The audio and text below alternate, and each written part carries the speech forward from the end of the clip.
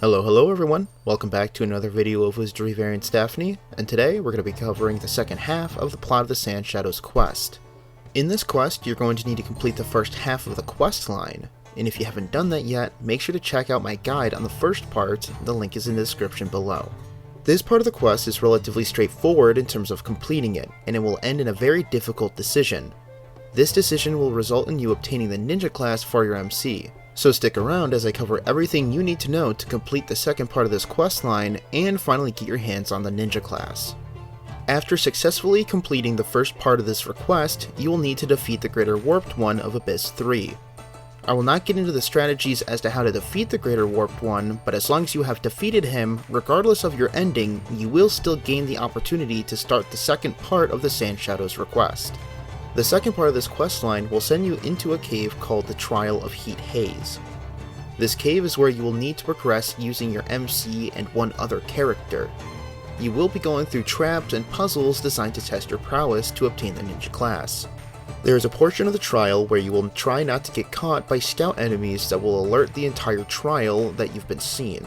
You will not fail the trial when this happens, although it will make a later part of the trial a little more difficult. After going through the dungeon, there will be a fountain near the end of the trial that you can rest at. However, there is an unavoidable trap 2 tiles ahead of the fountain room. This is to prevent anyone from using a level 1 fodder character for the final part of this trial.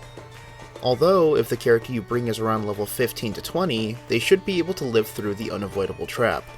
Now, why would you want such a low-leveled character for the ending of this trial? Well, that is because the final part of this trial demands that you kill your companion.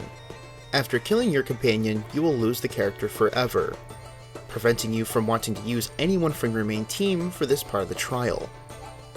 However, you will be given multiple warnings about killing your companion, making sure you are aware of the consequences of your actions before you will inevitably decide to follow through with the action.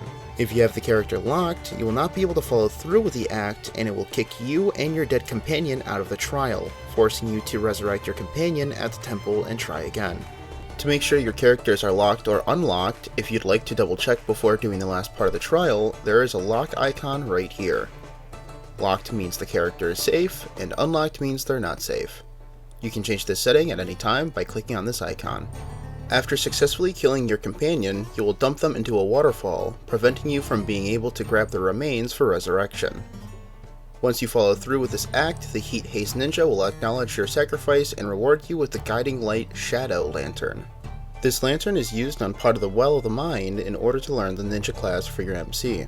On a side note, killing your companion is considered an evil act and will actively lean your alignment towards evil, making it a decent way to changing your alignments if you're willing to complete both Part 1 and Part 2 of this quest over again. The Heat Haze trial will also disappear once you have successfully obtained the Shadow Lantern.